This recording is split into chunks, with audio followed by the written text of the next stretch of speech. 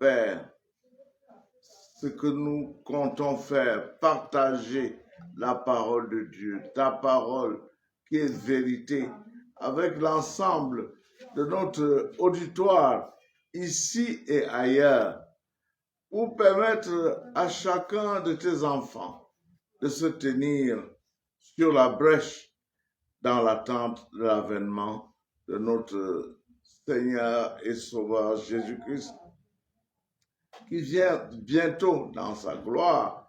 Il cherchera d'abord son épouse qu'il a tant aimée et il reviendra également pour instaurer ton règne. Père, nous attendons ces moments avec beaucoup d'anticipation et de joie profonde parce qu'ils mettront un terme à notre vie si heurtée ici-bas, à la misère, à la pauvreté ambiante, à la douleur, à la souffrance. Père, permets que ce message que nous portons en ce moment atteigne les frères où qu'ils soient, ici au Cameroun ou ailleurs. Permets également qu'un esprit de paix règne ici. Le Saint-Esprit va le garantir. Nous t'avons ainsi prié et nous savons que nous sommes exaucés bien au-delà de ce que nous espérons ou que nous attendons, au nom et par le saint mérite de Jésus-Christ. Amen. Merci une fois de plus de nous donner l'occasion, n'est-ce pas, en cette soirée.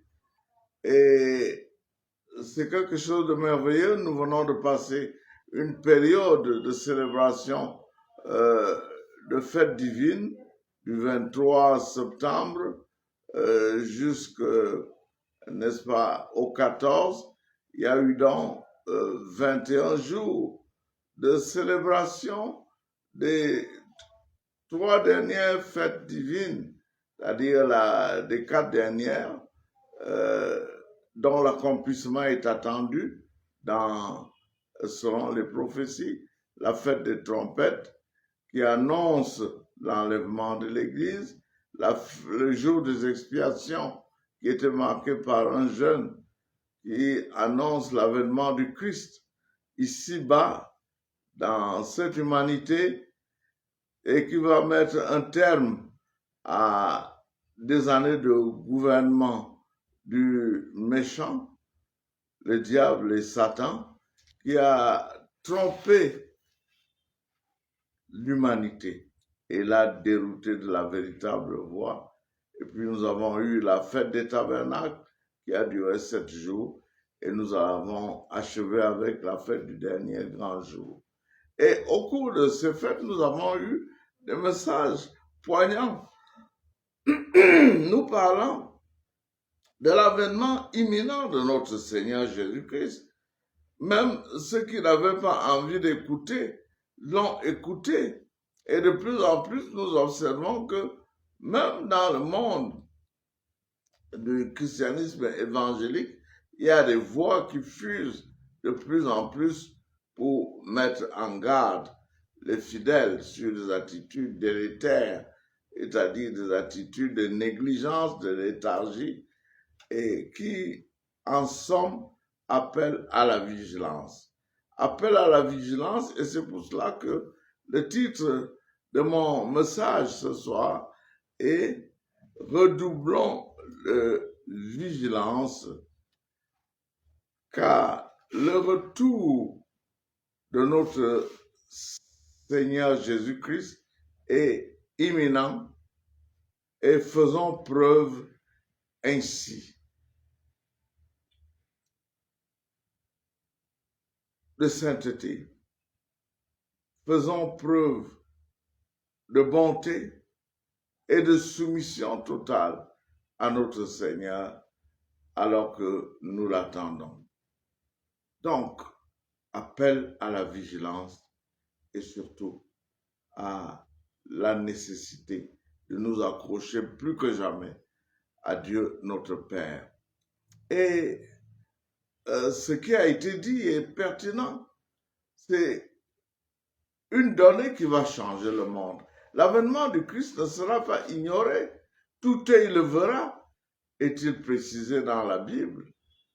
Tout œil, toute l'humanité va assister à son avènement et il changera toutes choses ici-bas.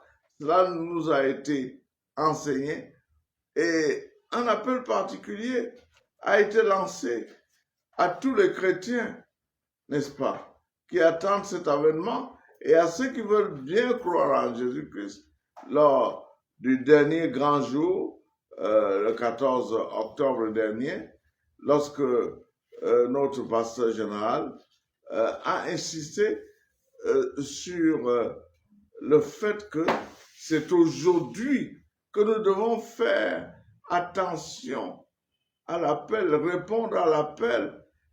Il a cité Hébreux 4. Il dit aujourd'hui, si vous entendez sa voix, n'endurcissez pas vos cœurs. Et je voudrais qu'on relise ce passage pour que nous sachions qu'il n'y a pas d'équivoque. Christ revient bientôt. Nous repartons donc à Hébreux chapitre 4. Si tu as la version d'Arby, s'il te plaît, tu peux la lire, ou la version Louis II. Nous utiliserons des versions nombreuses au cours de ce message. Peu importe celle que vous utilisez, vous verrez que la même chose est dite. Nous commençons dès le verset 1, très rapidement, avant de rentrer dans le fond du sujet. Craignons donc qu'une promesse ayant été laissée d'entrer dans son repos, quelqu'un d'entre vous paraisse ne pas l'attendre, car nous aussi, nous avons été évangélisés de même que cela. Mais la parole qu'ils entendirent ne leur servit de rien. La parole que les Israélites jadis entendirent ne leur servit de rien. Pourquoi? N'étant pas mêlés avec de la foi dans ce qu'ils l'attendirent. Ils étaient pleins d'incrédulité, comme certains en ces temps difficiles que nous passons, oui. Car nous qui avons cru, nous entrons dans le repos, comme il a dit. Ainsi, je jurerai dans ma colère s'ils entrent dans mon repos.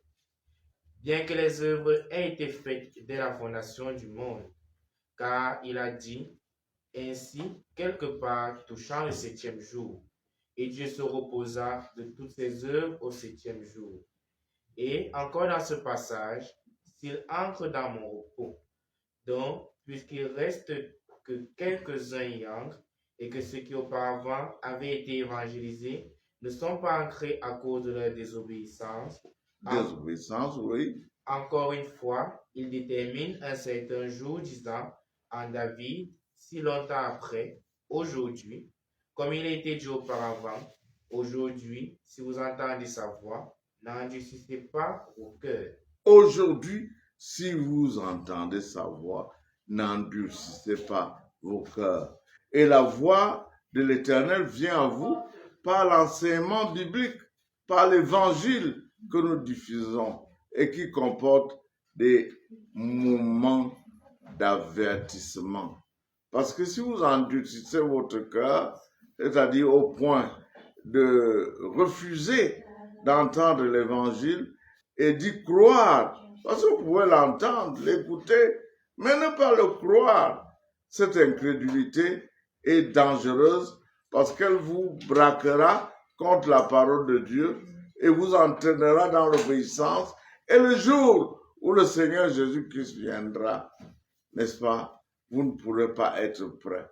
Et j'ai beaucoup apprécié également l'intervention de notre frère, le pasteur Jean-Joël Benkin de Soie, qui nous a dit également au cours de cette même semaine qu'il est très important, frères et sœurs, citant la parabole des 10 vierges dans Matthieu 25, dès le verset 1, que nous soyons du groupe des vierges sages, parce qu'il y aura aussi des vierges folles sur les 10.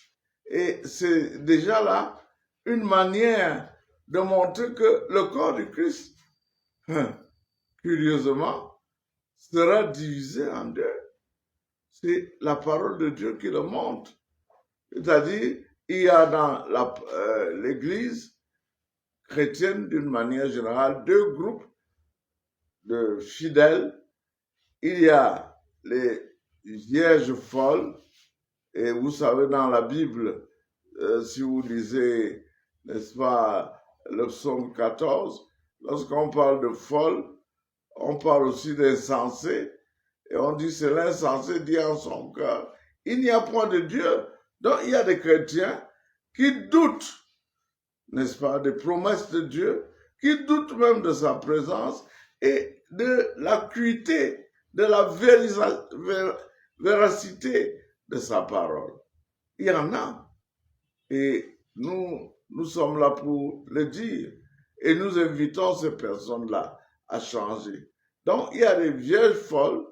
Et notre pasteur, à cet instant, avait dit à tous les fidèles, évitez d'être là-dedans parce que lorsque la trompette sonnera et à la voix de l'archange, n'est-ce pas, qui dira l'époux vient, les vierges folles ne seront pas prêtes, seules les vierges sages qui se seront tout le temps souciées d'approfondir leur relation avec Dieu.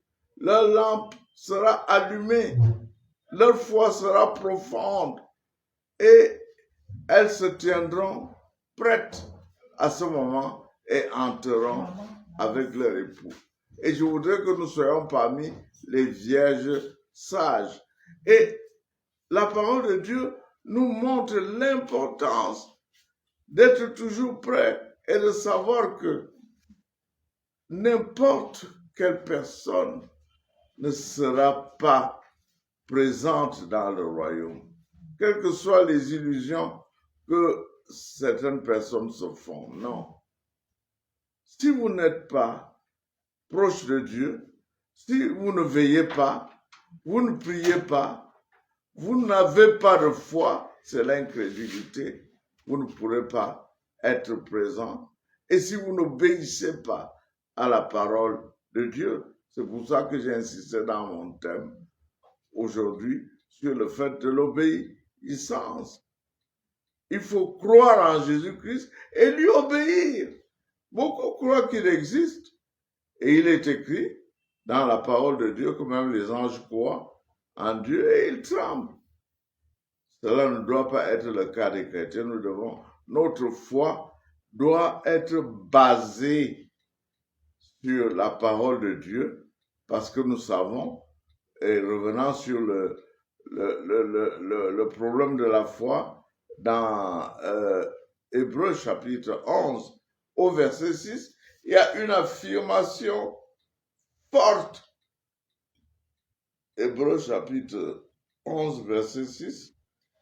Or, sans la foi, il est impossible de lui plaire. Car il faut que celui qui s'approche de Dieu croit que Dieu est et qu'il est le rémunérateur de ceux qui le recherchent. Voilà. J'aime bien cette version. On se dit, Dieu est, ce qu'on dit souvent, existe. Et vous savez que beaucoup de gens nous disent toujours, non, s'il existe, c'est qu'il y aura une fin. Non, Dieu est. Son nom est d'ailleurs, je suis, un de ses attributs majeurs. Dieu dit que je m'appelle, je suis. Jésus-Christ aussi s'est présenté comme je suis. Il a dit aux Juifs, avant qu'Abraham fût, je suis, pour marquer la pérennité, l'éternité de notre Dieu, de son Fils Jésus-Christ et du Saint-Esprit. Donc, il faut faire preuve de foi, chers frères et sœurs.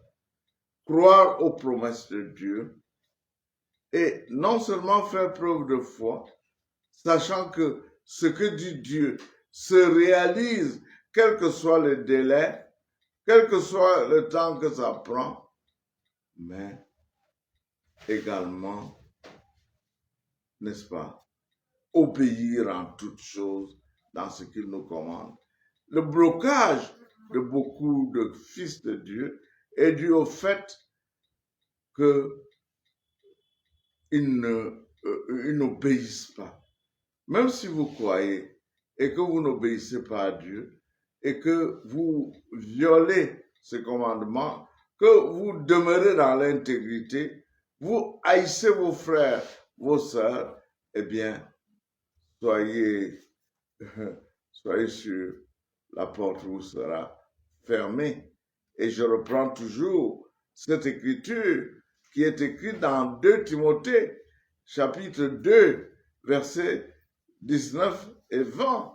Elle est importante, n'est-ce pas? En ces temps de la fin, méditez-la et réajustez vos positions. Réajustez vos positions en conséquence. Toutefois, le solide fondement de Dieu demeure ayant ce sceau. Voilà. Le solide fondement de Dieu demeure. C'est-à-dire, et il est scellé par ses paroles. Allons-y. Le Seigneur connaît ceux qui sont siens. Le Seigneur connaît tout ce qui lui appartient, ceux qui sont siens. Donc, on ne peut pas duper Dieu. On ne peut pas duper Jésus-Christ. Ils lisent dans la voix de notre cœur. Ils reconnaissent notre attitude, même si beaucoup font aujourd'hui apparence de la piété, mais renient Dieu dans leurs actes. Il les connaît. Deuxième chose qui porte sur ce sceau de Dieu. Et qu'il se retire de l'iniquité quiconque prononce le nom du Seigneur. Voilà. Qu'il se retire de l'iniquité. À propos d'iniquité, c'est un mot qui signifie le péché, n'est-ce pas, dans toute son horreur. Parce que l'iniquité est quelque chose de terrible. Vous désavouez totalement que vous n'êtes plus gouverné par les lois d'amour de Dieu et que vous pouvez vivre selon votre aise, vous pratiquez le péché.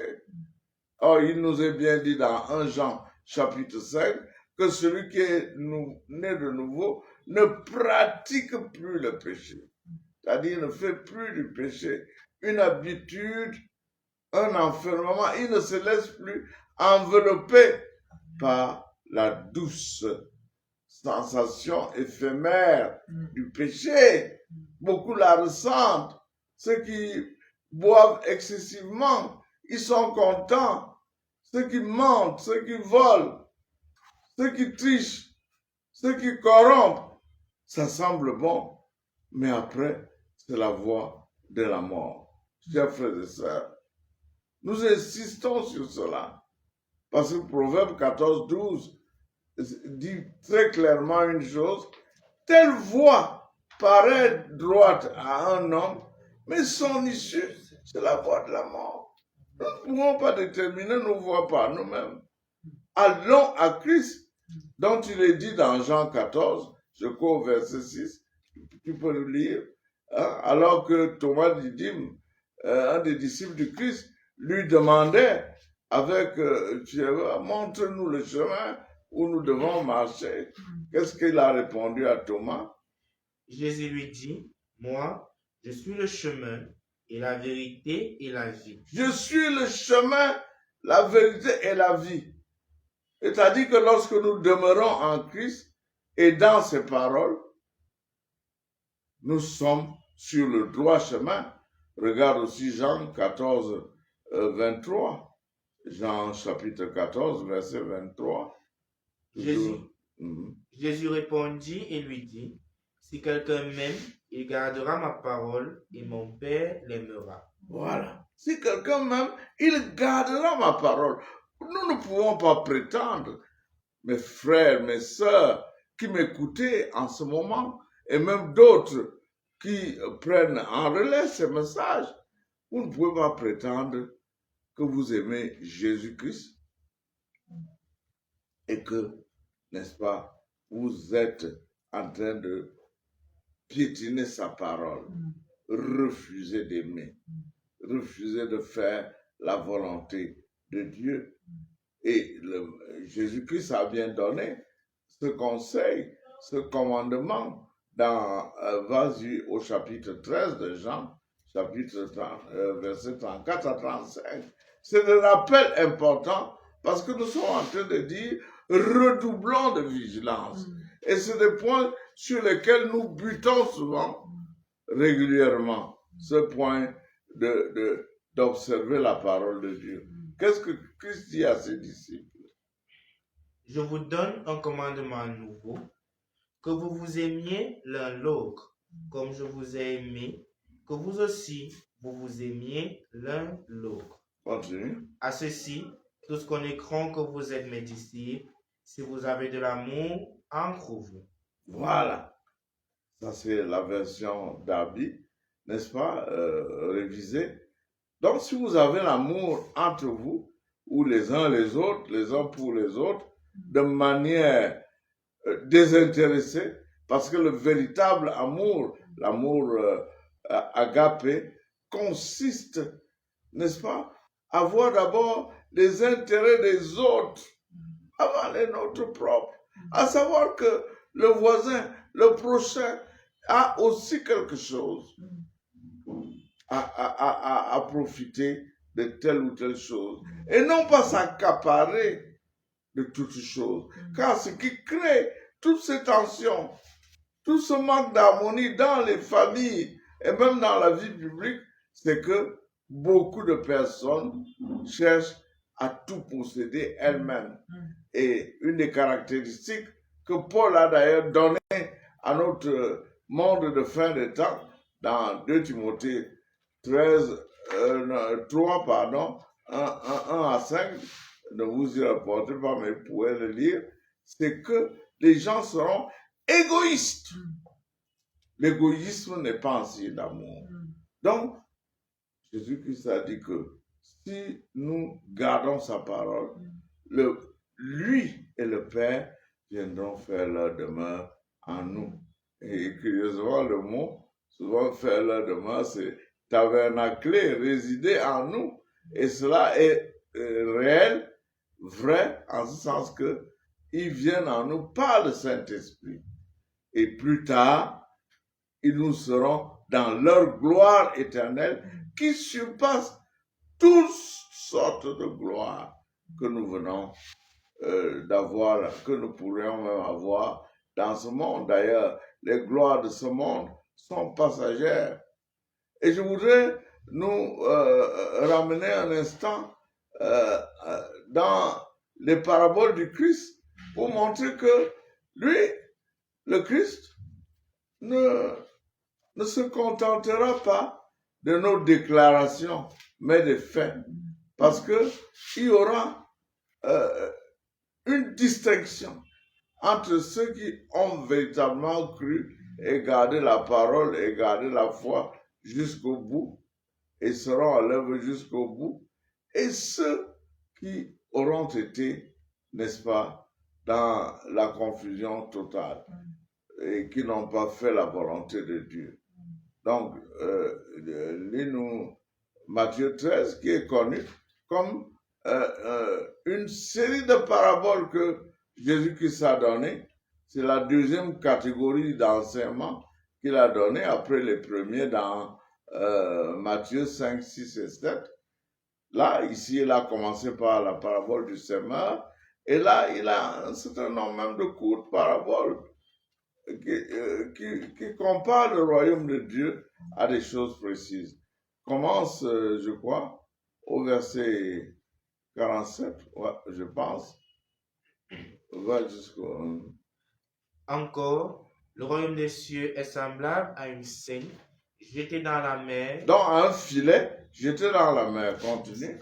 Et rassemblant des poissons de toutes sortes. Voilà. Et quand elle fut pleine, oui, il la tirait sur le rivage, et s'asseyant, ils mirent ensemble les bons dans des vaisseaux et jetaient dehors les mauvais. Voilà. Vous entendez ça continuer?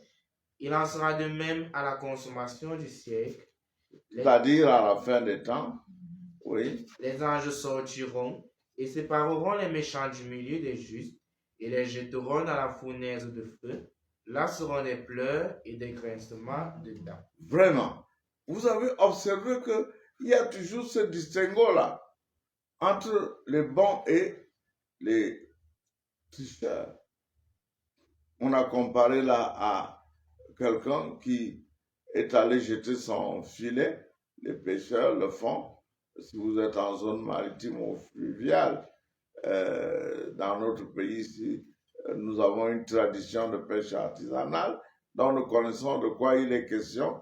Lorsque vous ramenez la masse qui a été prise au filet, alors vous vous asseyez et vous faites un tri. Oui, il y a le tri et ce tri-là a commencé dans la maison de Dieu. Oui, vous voyez, il est bien dit là que les pêcheurs ramènent le filet sur terre ou même ils le rassemblent dans un bateau et ils commencent à enlever ce qui est bon, les bons poissons bien dodus, bien frais là, ils les mettent à part et puis ils jettent tout ce qui est déchets. Même les mamans en zone rurale qui m'écoutent le font. Lorsqu'elles jettent leur nasse, il y a parfois pris dans la nasse, n'est-ce pas, en dehors des poissons tels que les carpes et autres, il y a parfois des larves de grenouilles ou des choses qui ne sont pas recommandables ou des coquilles vides, n'est-ce pas, ou parfois de certaines sortes d'escargots qu'on ne consomme pas. On les jette par terre. Il en est de même dans le royaume de Dieu. N'entrera pas dans le royaume de Dieu qui veut, mais qui n'entrera dans le royaume de Dieu que celui qui, a foi en Jésus-Christ, foi en Dieu, en somme, parce que si vous croyez en Jésus-Christ, comme il est dit dans Romains chapitre 10, verset 9 à 10, tu peux nous lire cela. Si tu crois en Jésus-Christ et si tu le confesses, n'est-ce pas, que c'est lui bien ton Seigneur. Et un Seigneur signifie que c'est lui qui règne sur toi. Et si tu reconnais la suprématie de Christ sur toi, tu vas faire ce qu'il te demande de faire. Oui, tu peux lire ça. Si tu confesses de ta bouche Jésus comme Seigneur et que tu crois dans ton cœur que Dieu l'a ressuscité d'entre les morts, oui, tu seras sauvé. Car du cœur on croit à la justice et de la bouche on fait confession au salut. Voilà. Donc vous avez vu, ces deux choses sont impératives. Croire et confesser. Et j'ajouterai le mot obéir.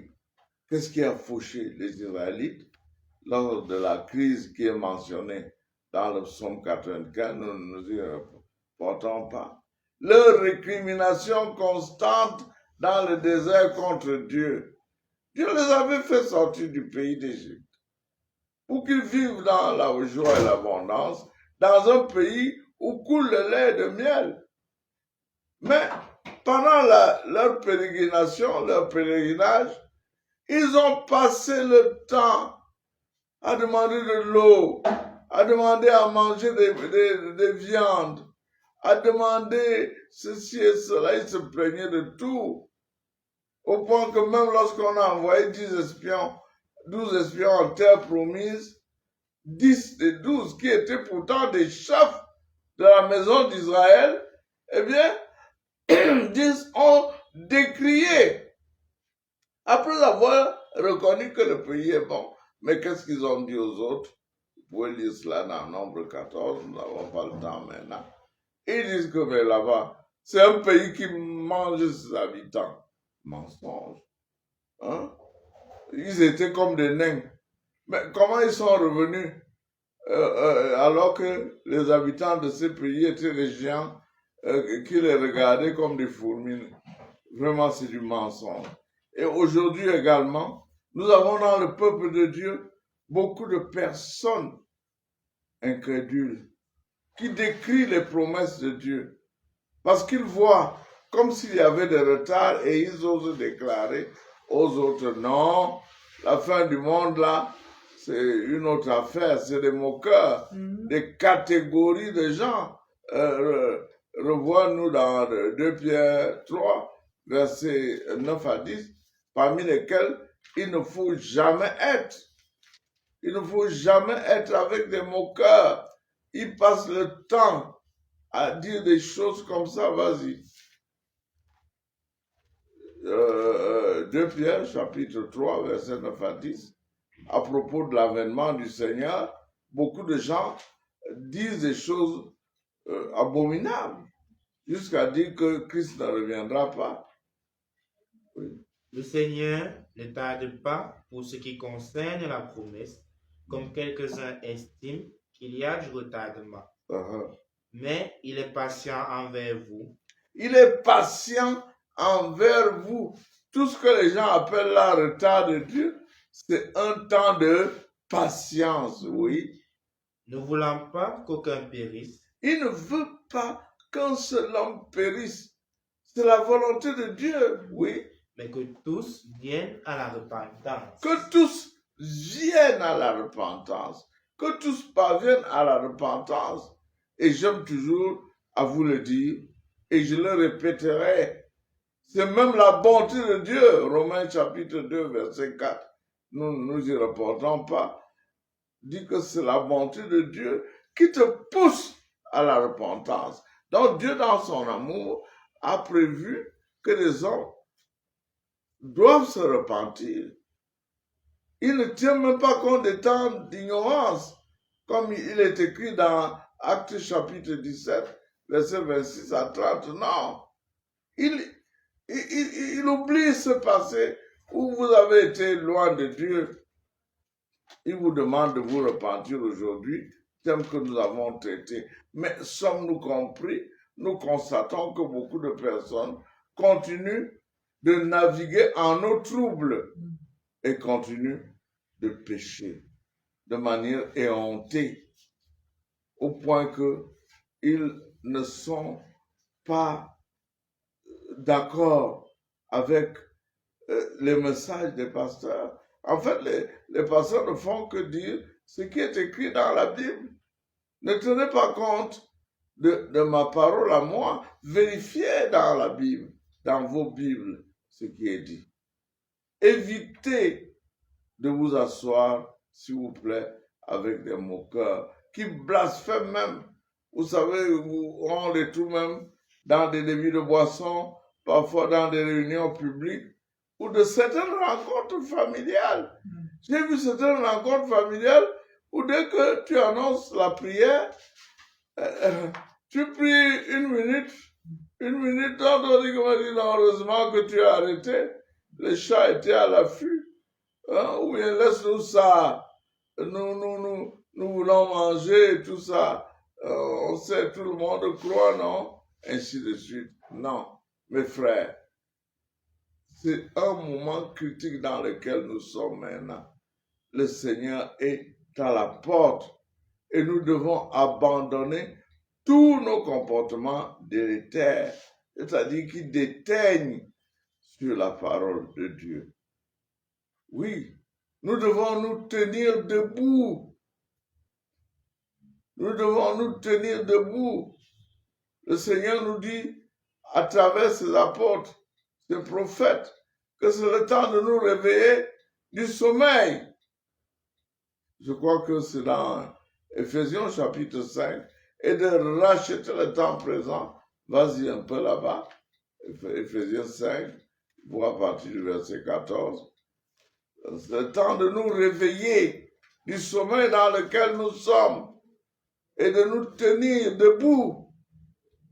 On parle, lève-toi d'entre les morts, parce que tous ceux qui écoutent la parole de Dieu ne la mettent pas en pratique et qui continuent de vrais, n'est-ce pas, comme des pécheurs impénitents, parce que c'est comme un travail pour eux de se plaire à faire ce qui est mauvais, eh bien, ils n'entreront pas dans le royaume des cieux.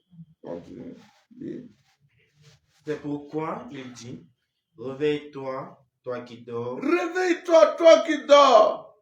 Oui, je te parle, mon frère, ma soeur, Mon fils, ma fille, et certains aînés qui m'écoutent en ce moment, je le dis avec force. Réveille-toi, toi qui dors, vas-y. Et relève-toi d'entre les morts. Relève-toi d'entre les morts. Quelqu'un est mort lorsqu'il ne vit pas selon la voie de Dieu. Lorsqu'il ne croit pas en Jésus-Christ et ne le confesse pas. Il est mort spirituellement. C'est-à-dire qu'il est loin de Dieu. Et il va périr sûrement.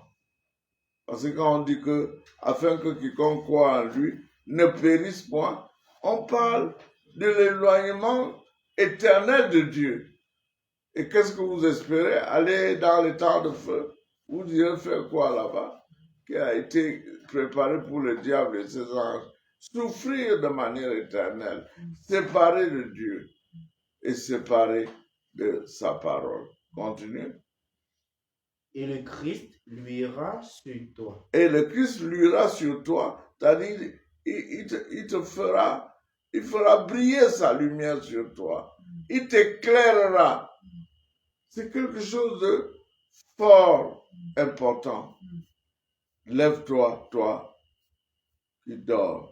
Relève-toi d'entre les morts. Dans des églises chrétiennes, il y a des morts. Oui, qui refusent d'obéir à la parole de Dieu. Oh, cher frère, chère sœur, si tu es du nombre, lève-toi, toi qui dors. Oui, l'aube matinière où paraîtra Jésus est proche. Le temps passe vite. Ne te laisse pas impressionner par les événements ou même ta carrière.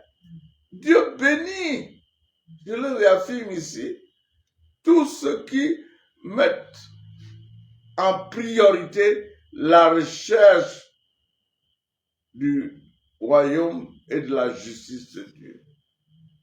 C'est dit dans Matthieu 6, 33, 34, que nous connaissons tous. Cherche premièrement le royaume et la justice de Dieu, c'est-à-dire mets en priorité ce qui concerne Dieu. Et le reste là va t'être donné, c'est-à-dire que, et c'est une bénédiction qui suit tous ceux qui croient en Christ, toutes les autres portes vous seront ouvertes. Les obstacles levés. Testez cela. Obéissez à Dieu, à ce qu'il vous dit. Et vous verrez tout ce que dit Dieu s'accomplit. Il pourvoira vos besoins. Je ne dis pas qu'il ne faut pas travailler. Il faut travailler, mais mettre Dieu au premier plan dans notre vie. C'est également, n'est-ce pas, le sens de la recommandation de l'apôtre Paul dans Philippiens chapitre 4, où il dit, ne vous inquiétez de rien. Ne vous inquiétez de rien. Mais en toute chose, tu peux nous lire cela, s'il te plaît.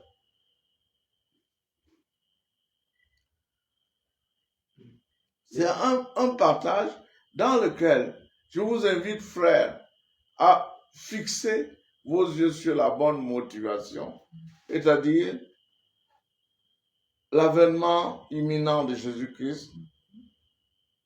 En tant que chrétiens, nous sommes déjà nés de nouveau, nous sommes citoyens des cieux, nous sommes dans un pèlerinage ici-bas, et notre but final, notre destinée, c'est d'être semblable à Jésus-Christ.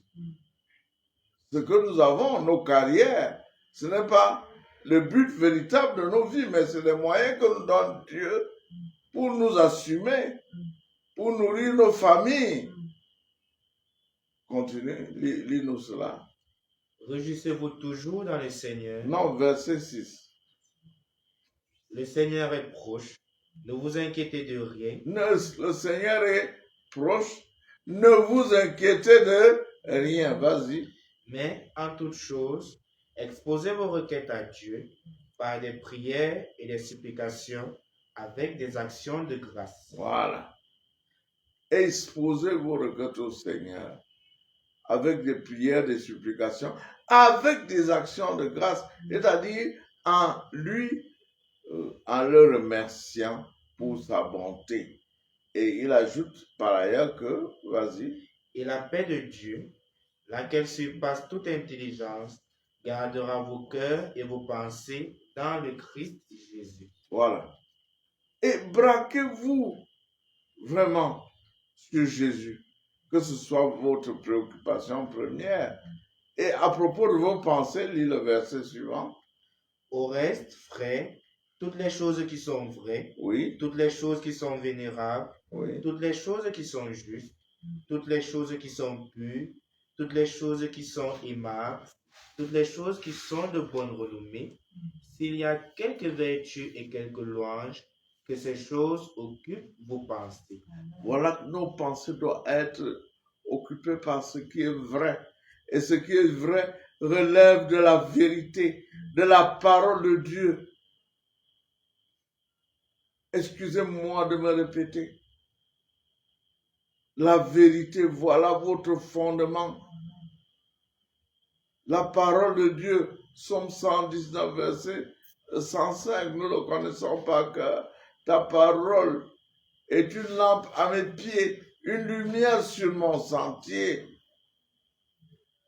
Somme 119, verset 9. Comment le jeune homme rendra-t-il pure sa voix en se dirigeant selon la parole de Dieu? Somme 1. Après nous avoir dit de ne pas marcher avec les méchants, on va au Somme 1. De ne pas nous arrêter avec les pécheurs, ne pas nous asseoir en compagnie des moqueurs. La parole de Dieu nous recommande lui-même. Lis le psaume, s'il te plaît. Bienheureux l'homme qui ne marche pas dans le conseil des méchants. Vous ne marchez pas dans le conseil des méchants, hein? Il ne se tient pas dans le chemin des pécheurs. Vous ne vous tenez pas, vous ne vous arrêtez pas avec les pécheurs qui sont nombreux là-dehors, qui prônent la violence, qui prônent la débauche, qui sont même excités, qui volent, qui disent que la débrouillardise, voilà le meilleur chemin. Continue. Il ne s'assied pas au siège des moqueurs. Oui. Mais qui a son plaisir en la loi de l'Éternel. Il a son plaisir en quoi? En la loi de l'Éternel, en la parole de l'Éternel, oui. Il médite dans sa loi jour et nuit. Oui. Et il sera comme un arbre planté près des ruisseaux d'eau, qui rend son fruit en sa saison, et dont la feuille ne se flétrit point. Et tout ce qu'il fait prospère. Tout ce qu'il fait prospère. Essayons et nous le verrons.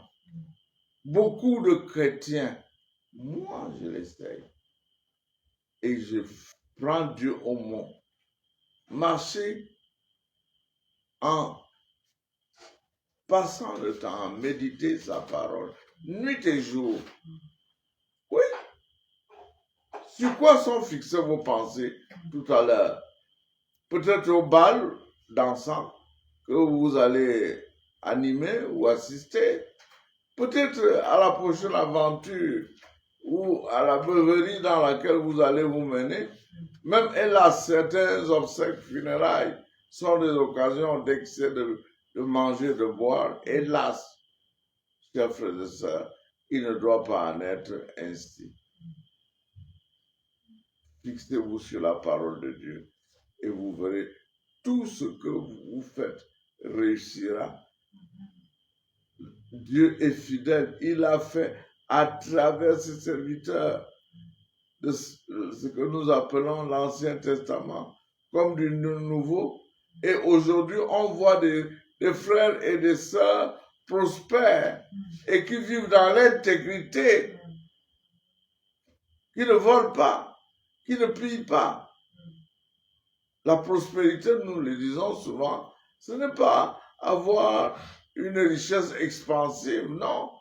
C'est arriver à subvenir à ses besoins, ceux de sa famille, à supporter l'œuvre de Dieu et même avec l'excédent, aider les autres, faire de libéralité. Nous voyons des familles bénies à cause de cela. Et si nous voyons que Dieu nous exauce chaque fois, c'est parce que nous sommes fidèles à sa parole. Chers frères, faisons ce que Dieu nous dit de faire. Vous avez vu, j'ai insisté sur le fait que obéissance à sa parole, foi en Dieu, que Dieu est fidèle et il fera ce qu'il a dit. Tout ce que la parole de Dieu a prédit, c'est toujours réalisé. Du temps de Noé, le déluge a eu lieu. Du temps de Lot, Sodome et Gomorrhe ont été détruits. Les Israélites sont allés en captivité parce qu'ils ont désobéi à Dieu. Oui, ils n'ont pas voulu écouter, comme nous l'avons lu dans Hébreux 4. Le même évangile leur a été prêché, mais ils ont refusé de croire. Et regardez le sort d'Israël au cours des siècles.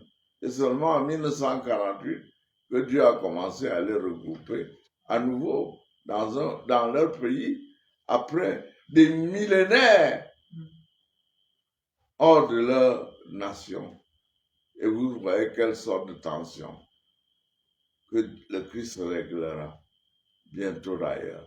Chers frères, nous affirmons à partir de ce que nous voyons dans le monde, le dérèglement climatique, n'est-ce pas? Tous ces renversements d'alliances dans les royaumes, les guerres et ce qui se passe au Proche-Orient, où il y a soit des guerres en préparation, soit l'accord, le fameux accord Abraham, qui sera définitivement ratifié, et dont certains serviteurs de Dieu nous disent que quand ce sera ratifié, la personne qui parviendra à cela sera considérée comme le Messie, or un faux Messie. Ces temps viennent et la plupart des serviteurs de Dieu, la parole de Dieu elle-même nous appelle à la vigilance, disant que l'enlèvement est proche. Es-tu prêt? Le temps passe. Ne t'inquiète de rien. Le mot pour inquiéter dans la parole de Dieu, c'est d'un radical, d'une racine qui signifie couper ton cœur en deux. C'est pour cela que d'ailleurs, Jésus-Christ a dit dans Matthieu 6, 25, lis-nous cela. Nous ne devons pas nous inquiéter pour notre vie. Non. Ni de ce que nous mangerons. Lis rapidement 6, 25 avant que nous n'allions à la conclusion. Matthieu 6, verset 25. C'est pourquoi je vous dis, ne soyez pas en souci pour votre vie. Ne soyez pas en souci pour votre vie. Continue. De ce que vous mangerez et de ce que vous boirez. Voilà. Ça ne veut pas dire ne pas chercher à améliorer sa famille, la condition de sa famille, comme je l'ai déjà répété. Mais ça signifie penser que avec ses inquiétudes, son anxiété, vous pouvez résoudre un quelconque problème. Le Christ dit par ailleurs que vous ne pourrez même pas ajouter 1 centimètre à la durée de votre vie ou 1 seconde de plus. Si quelqu'un a la recette qui montre que par les inquiétudes, il peut le faire, qu'il nous l'apporte. Mais la parole de Dieu est ce qu'il y a de plus crédible et elle est confirmée par la science. Ceux qui sont anxieux à l'extrême s'exposent à des maladies et même à une mort certaine. Chers frères, chères sœurs, à la fin de ce message, qui en fait ne contient qu'une série d'exhortations, nous avons pour objet de vous aider à sortir de nos traditions du monde et de nous rapprocher davantage de notre Dieu, de redoubler de vigilance. Pensez à Luc chapitre 21, verset 34 à 36. Nous ne lirons jamais assez ce passage et nous pouvons terminer par là. Pour vous exhorter à plus de soumission. Luc 31, versets 34 à 36. C'est Jésus lui-même qui parle. Le ciel et la terre passeront, mais mes paroles ne passeront point. Et prenez garde à vous-même, de peur que vos cœurs ne soient apaisantis par la gourmandise et l'ivrognerie. Ah, moi j'aime bien ça. La gourmandise et les ivrogneries, second, parlent de excès de manger et du boire. Il y en a qui sont gourmands. Ils se nourrissent, certes, mais ils mangent jusqu'à oublier même les autres. Vas-y. Et par les soucis de la vie. Les soucis de la vie dont nous venons de parler. Et que ce jour-là ne vous surprenne inopinément. Voilà. Car il viendra comme un filet sur tous ceux qui habitent sur la face de toute la terre. Il viendra comme un filet, c'est-à-dire à l'improviste. Veillez donc, priant en tout temps, afin que vous soyez estimés dignes d'échapper à toutes ces choses qui doivent arriver et de vous tenir devant le Fils de l'homme. Oh, veillons et prions afin d'être estimés dignes. Par qui? Par Jésus-Christ. C'est lui qui apprécie et il ne se trompe pas dans son jugement. À bon entendeur, salut. Amen.